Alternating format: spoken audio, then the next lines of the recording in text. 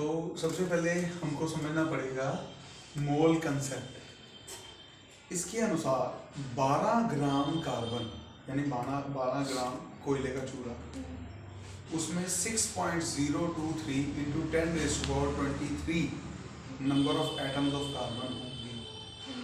इसी तरह 14 gram nitrogen में भी 6.023 into 10⁻23 number of atoms of nitrogen होंगे। इसी तरह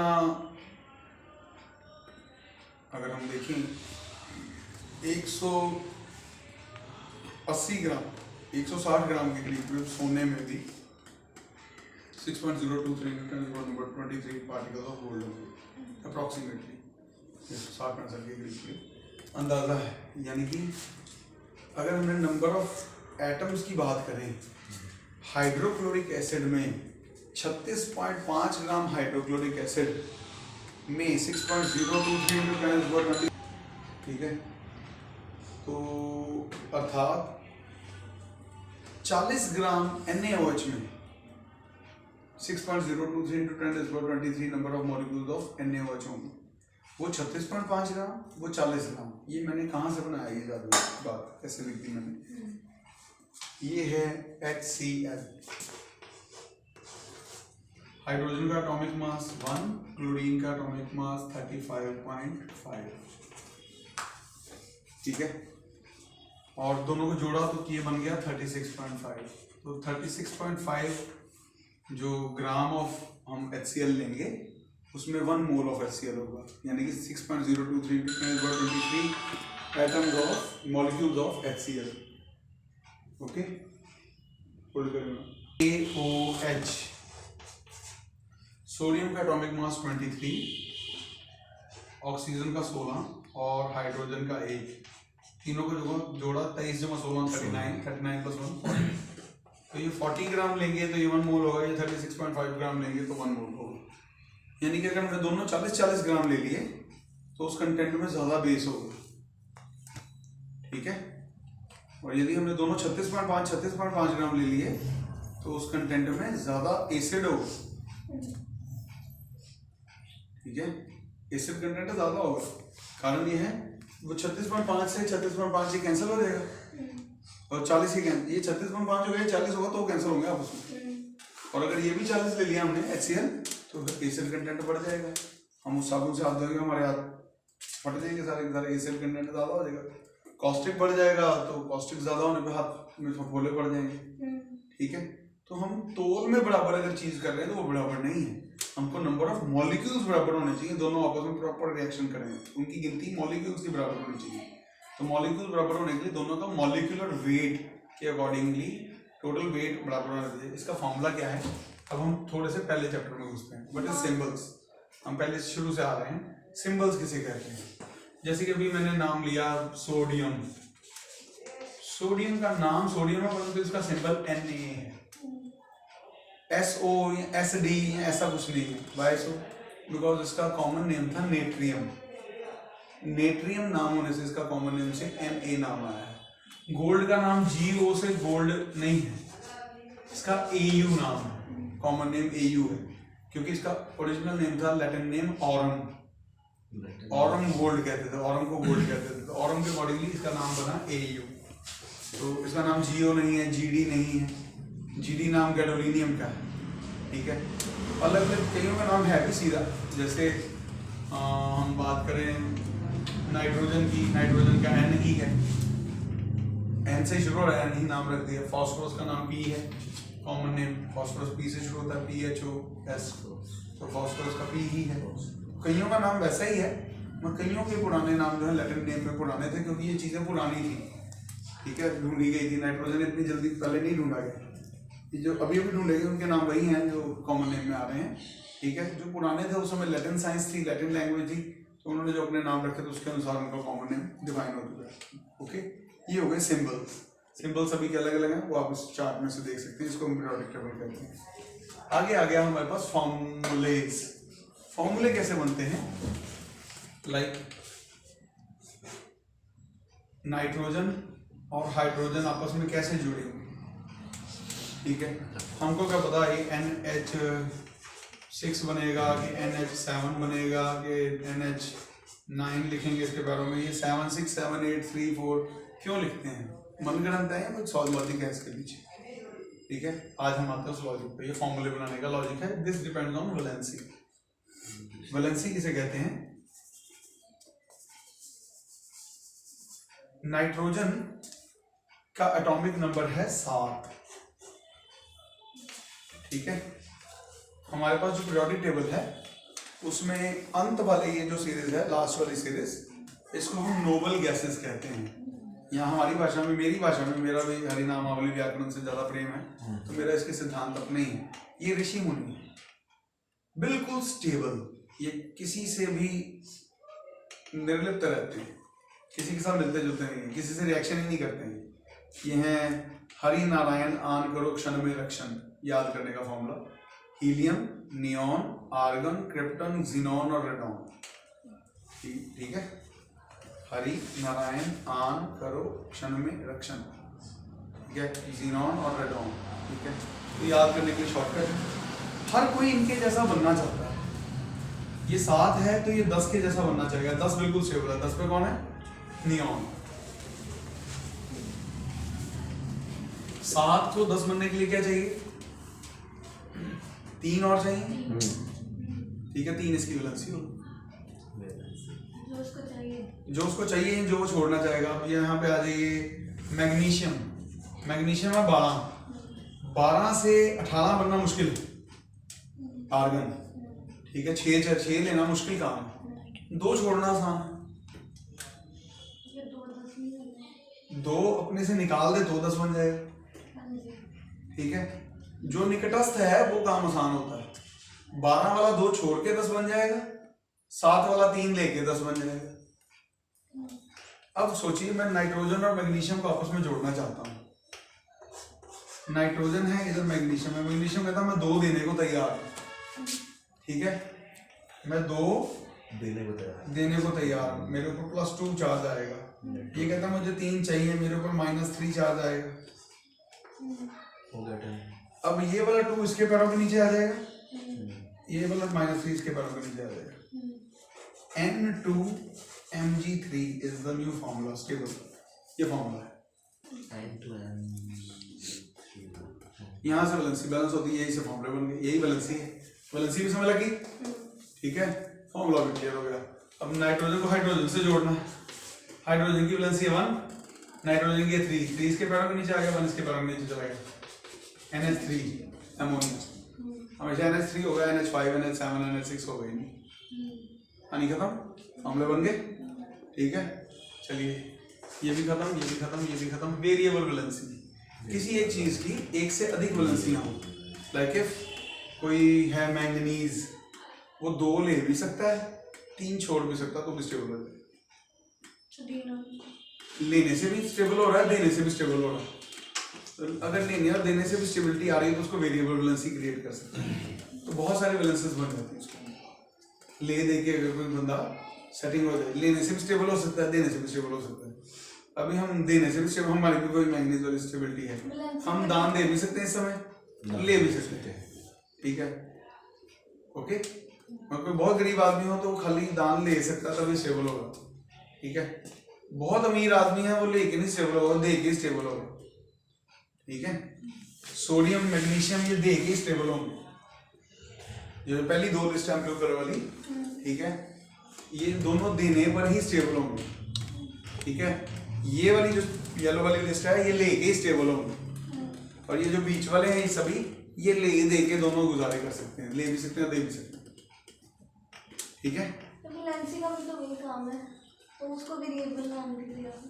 वेरिएबल मैं क्या कह रहा हूँ, जब नाइट्रोजन क्या है सिर्फ 3 लेने के बाद स्टेबल होगा। ठीक है, तो कोई ऐसी आइटम हो जो 3 लेके भी स्टेबल हो जाए, 2 छोड़ के भी स्टेबल हो जाए, तो उसकी +-3 भी हो सकती है, +2 भी हो सकती है, वो वेरिएबल वैलेंसी है। इसको भी इतना ही समझ लो। ओके, किसी किसी की होती, सभी की नहीं होती। ठीक है, ओके। मोल कंसेप्ट क्लियर हो गया आपका? ठीक है, मॉलिक्यूलर वेट के जितना ही वेट अगर हम उस चीज का ले लें तो वो नंबर ऑफ 1 मोल के बराबर होता है, क्योंकि नंबर ऑफ 1 मोल का फॉर्मूला क्या है? Number of moles is equal to weight over molecular weight. When n is equal to 1, molecular weight must be equal to the weight for 1 mole of it. ठीक है, तो जब हम 40 molecular weight आ रहा है तो 40 से उसका weight ले लेंगे तो वो 1 mole चीज है, तोल के उसके अंदर नंबर ऑफ एटम बराबर निकलेंगे, मिलेगी। चाहे आप 40 ग्राम NaOH ले लो और यहाँ फिर उसके अंदर से गिन के 6.023 into 10⁻23 मॉलिक्यूल्स ऑफ NaOH अलग अलग रखो तो भी 40 ग्राम ही निकलेगा। ठीक है, इससे हमारा काम आसान हो गया इस फॉर्मूले से। डन हो गया।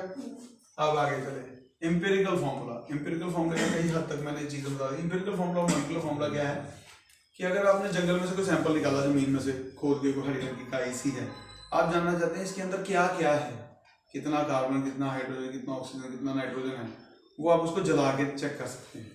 उसके अंदर कितनी ऑक्सीजन इवॉल्व हुई, कितने परसेंटेज नाइट्रोजन निकली, कितने परसेंटेज सल्फर गैस हुई, वो सब परसेंटेज आप निकाल देंगे।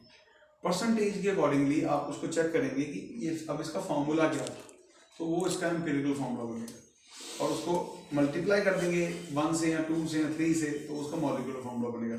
तो ये आपकी रेंज से थोड़ा सा बाहर है, इस विषय को मैं अभी यहीं पे समाप्त करता हूँ। नॉलेज के लिए, आपके जानने के लिए ये जरूरी है कि आपको परसेंटेजेस गिवन हो। एक एग्जांपल मैं इसकी दे दूंगा एट द एंड। वापस आते हैं, अब आता है एटॉमिक वेट और मॉलिक्यूलर वेट।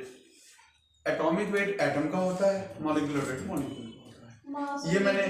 ये मैंने जो लिखे हैं ये एटॉमिक वेट है। हाइड्रोजन का एटॉमिक वेट 1 है, ठीक है, और HCl कंप्लीट का 36.5 मॉलिक्यूलर वेट है।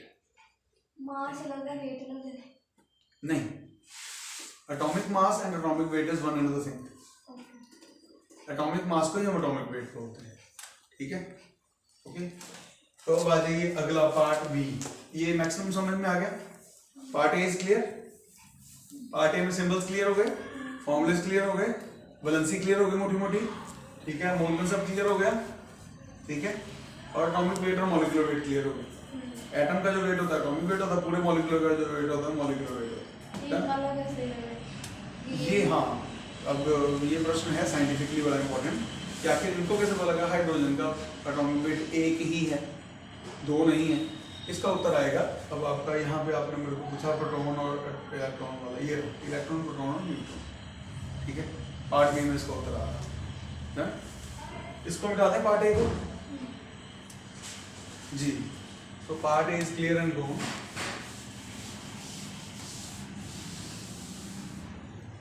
और इसमें एक रह गया था एक्सोथर्मिक और एंडोथर्मिक और catalytic and reversible reaction. Exothermic, exo heat बाहर निकल रही है, जिसमें से जिस भी केमिकल रिएक्शन के बाद उसमें से हीट बाहर निकले, वो एक्सोथर्मिक रिएक्शन। 2 केमिकल को मिक्स किया, एकदम से आग निकली बाहर, वो एक्सोथर्मिक रिएक्शन।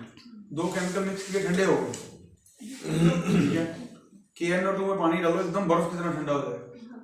चाहे गर्म पानी डालो उसके अंदर, एकदम जम जाएगा। और वहीं आप HCl के अंदर थोड़ी सी सल्फ्यूरिक एसिड के अंदर थोड़ा सा पानी डालिए, आग की तरह उबाला आएगा, उसमें जल जाएगा सारा, धुआं हो जाएगा एकदम से, ठीक है। तो वो एक्सोथर्मिक रिएक्शन है, वो एंडोथर्मिक रिएक्शन, ठीक है। कैटालिटिक रिएक्शन वो होते हैं जो एकदम से तेज नहीं हो रहे होते हैं, तेज करना चाहें। हाइड्रोजन में क्लोरीन डाली, रिएक्शन नहीं हो रहा, थोड़ी सी टॉर्च या थोड़ी सी लाइट ऑन करो, साथ ही ब्लास्ट हो जाएगा। कैटालिटिक इफेक्ट देती है लाइट उसमें, वैसे रिएक्शन नहीं होता उसमें, बड़ी तेज रिएक्शन होता है, बहुत स्लो है रिएक्शन। जब लाइट पड़ती है तो रिएक्शन तेज हो जाता है। फोटोकेमिकल लाइट की फॉर्म में हीट, कोई हीट दे दो चाहे लाइट दे दो, बात एक ही, ठीक है। लाइट से भी हो जाएगा, हीट से तो बड़ी जल्दी हो जाएगा, ठीक है। तो उसको कहते हैं किसी रिएक्शन तो नहीं हो रहा है, उसको तेज करने के लिए अगर हम उसमें कोई चीज़ डालें, उसको कैटालाइज करें, कैटालिटिक रिएक्शन, ठीक है। रिवर्सिबल रिएक्शन, जो रिएक्शन आगे बढ़ते बढ़ते फिर वापस रिवर्स भी आए, जैसे कि बफर सोल्यूशन है हमारा ब्लड, हमारे खून में आप एसिड डालते हैं, जैसे कि फ्रूट जूस पीजिए, खून एसिडिक होगा, थोड़ी देर दोबारा जूस में, ठीक है। फिर आपने थोड़ा सा मीठा सोडा खाया कि आप एसिडिटी लग रही है, मीठा सोडा खाया, उससे वो बेस होगा ब्लड में घुला हुआ, थोड़ी देर बाद दोबारा न्यूट्रल हो जाए। तो रिएक्शन रिवर्स बैक मार देता है ब्लड का, इसीलिए हम न्यूट्रल रह पाते हैं, ठीक है। तो जो रिएक्शन रिवर्सिबल हो, वापस आ जाए, उनको रिवर्सिबल रिएक्शन कहते हैं। फॉरवर्ड जाएं फिर वापस आ जाएं अपने आप, रिवर्सिबल रिएक्शन कहते हैं, ओके। अब आ जाइए part B, atomic structure chapter का नाम है। एटॉमिक स्ट्रक्चर को समझने के लिए पहले मैं बता दूं, इसका इतिहास बहुत खास है। हमको ये नहीं पता था कि दुनिया में ये सारी दुनिया में वैसे इसका कन्नाद ऋषि ने सबसे पहली बार एटॉमिक स्ट्रक्चर के ऊपर बताया था वे बैक आज से 2700 साल पहले। महर्षि कन्नाद ने ये शब्द दिए हैं, अणु, परमाणु और इनका नाम जीव तत्व का तम, रज और सत्व। तो ये जो इलेक्ट्रॉन, प्रोटॉन और न्यूट्रॉन है, इनका नाम उन्होंने सत्व, रज और तम रखा है।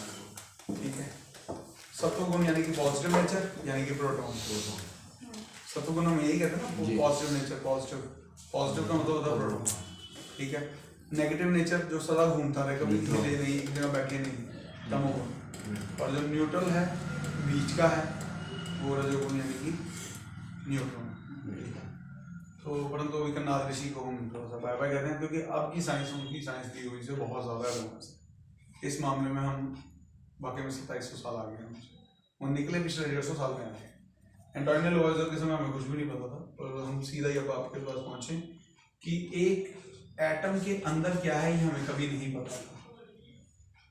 ठीक है, अब एटम नाम की कोई छोटी चीज़ होती है ये भी हमें नहीं पता था। हम पहुँचे डाल्टन की थ्योरी में। जॉन डाल्टन ने पहले बार बताया कि किसी चीज़ का सबसे छोटा हिस्सा एक एटम होगा, जो इनडिविजिबल, उसको काटा नहीं जा सकता, उसको तोड़ा नहीं जा सकता, उसके अंदर कभी झुका नहीं जा सकता। सोने का सबसे छोटा कण सोने के समान ही होगा, फुटबॉल के साइज का होगा, और ऐसे लाखों करोड़ों फुटबॉल जुड़ के एक सोने की पतली बनेगी, सोने का प्लेट बनेगी, सोने की अंगूठी बनेगी, ऐसी चीज़ें बनेगी। तो जिसको जो सबसे छोटा अंश है वो उसमें सोने के सारे गुण हैं, इलेक्ट्रिकल प्रॉपर्टी भी, मैग्नेटिक प्रॉपर्टी भी, कलर भी, सब कुछ है उसमें सोने। अब ये मन ग्रंथ थी, इसका कोई प्रूफ नहीं था, परंतु धीरे धीरे हमारे पास इसके प्रूफ आए। ठीक है, हमने प्रूफ निकाले, और प्रूफ जब निकला तो हमको पता लगा कि हर एक एटम के अंदर कितने इलेक्ट्रॉन है हम ये भी गिन सकते हैं। ठीक है, उसकी इलेक्ट्रिकल प्रॉपर्टीज चेक की जा सकती हैं। तो हमको पता लगा उससे एक हाइड्रोजन नाम के जो एलिमेंट है उसके बाहर सिर्फ एक ही इलेक्ट्रॉन घूम। अब अगर एक ही इलेक्ट्रॉन घूम रहा है, हमने कैसे चेक किया? हाइड्रोजन गैस का सैंपल लिया, 1 मोल, उसके ऊपर इलेक्ट्रिक बीम्स छोड़ी, उसके अंदर से इलेक्ट्रॉन बाहर निकले। 1 मोल गैस में से 1 मोल इलेक्ट्रॉन बाहर आ गए। 1 मोल चार्ज हमको मिल गया, उसके बाद उसमें बीम मार रहे हैं, उसके अंदर से कुछ नहीं निकला, यानी कि उसके अंदर जितने इलेक्ट्रॉन थे उन्हें सारे बाहर निकाल दिए। इसका मतलब 1 मोल ऑफ हाइड्रोजन के अंदर 1 मोल इलेक्ट्रॉन है, और 1 मोल है 1 ग्राम। 1 ग्राम के अंदर जितने इलेक्ट्रॉन थे वो इतने ही हैं। हीलियम के ऊपर ऐसा काम किया तो उसमें से 2 मोल इलेक्ट्रॉन निकले, इसका मतलब उसमें दुगने हैं उसके। ठीक है, तो इससे हमको पता लगा हाइड्रोजन में 1 इलेक्ट्रॉन, अगर 1 ही इलेक्ट्रॉन है तो इसके केंद्र में एक ही पॉजिटिव चार्ज होगा जो उस इलेक्ट्रॉन को खींच रहा है। ठीक है, और एक प्रोटॉन का वजन ही ऑलमोस्ट एटम का वजन होता है, क्योंकि इलेक्ट्रॉन तो 1800 गुना हल्का होता है प्रोटॉन के मुकाबले। ठीक है, तो एटम का वजन यानी कि टोटली प्रोटॉन का वजन। ठीक है, एटम का वजन यानी कि टोटल प्रोटॉन का वजन, जिसमें जितने प्रोटॉन है उसका उतना वजन है। प्रोटॉन का वेट हमने कैलकुलेट करना सीख लिया है। मलिकन्स ऑयल ड्रॉप एक्सपेरिमेंट से E/m रेशियो निकाल के दी उसने। हमने जो भी चीज निकाली है मनगढ़ंत एक भी नहीं है, हर चीज के पीछे एक साइंस और एक लॉजिक है। जब तक किसी व्यक्ति ने उस लॉजिक को प्रूफ नहीं दिया, हमने नहीं माना कि ये कोई साइंस या ये कोई लॉजिक है। हमने जब तक उसका प्रूफ नहीं मिल गया, हमने उस चीज को मान्यता देने से मना कर दिया। मूलिकन ने क्या किया, छोटी छोटी एक स्प्रे लिया, स्प्रे से हम ऑयल को स्प्रे कर सकते हैं। उसने इलेक्ट्रिकली चार्ज प्लेटें लगाई, उसमें से ऑयल की ड्रॉप्स ऊपर से नीचे जा रही थी। प्लेटों के चार्ज होने पर वो ऑयल की ड्रॉप भी चार्ज हो गई, हवा में चार्ज आ गया उनके ऊपर। और जब वो चार्ज इलेक्ट्रिकल प्लेट्स के अंदर मूव कर रहा था चार्ज पार्टिकल होने के बाद, तो उसकी मूवमेंट में फ्लो में स्पीड का अंतर आया। उस वेलोसिटी चेंज से उसने कैलकुलेट किया इसके ऊपर कितना चार्ज है और बाहर वाले चार्ज से इसका वेट कितना है, वेट के कारण ये कितना मूव करेगा, एक एटम के ऊपर कितना चार्ज होगा वो कैसे मूव करेगा, तो इसके अंदर कितना चार्ज है वो कैसे मूव करता है, उसने एक एक ड्रॉपलेट के लिए कैलकुलेट किया। तो फिर हमें पता लगा E/m रेशियो क्या है। ठीक है, E/m रेशियो में उसने E तो कांस्टेंट है पूरे वर्ल्ड के लिए, E की वैल्यू हमारे पास थी, m निकला है। तो अलग अलग ऑयल्स के केस में उसने अलग अलग एलिमेंट्स के बारे में जानकारी निकाल दी। ओके, फिर हम आए एटम के बारे में। हमें पता लगा कि एटम के अंदर इलेक्ट्रॉन होता है और एक प्रोटॉन होता है। ये तो पता लग गया हमको गैस एक्सपेरिमेंट से कि इसके अंदर हाइड्रोजन के अंदर एक इलेक्ट्रॉन एक प्रोटॉन है। इसी तरह से हमको ये पता लग गया गोल्ड के अंदर 79 प्रोटॉन्स हैं और 79 बाहर इलेक्ट्रॉन घूम रहे हैं, मगर घूम रहे के खड़े हैं, कैसे पड़े हैं हमको ये नहीं पता। सबसे आया जे थॉमसन ने कहा कि उससे पूछा गया कि यार प्रोटॉन और इलेक्ट्रॉन ऑपोजिट चार्ज हैं, इकट्ठे रहते कैसे अंदर,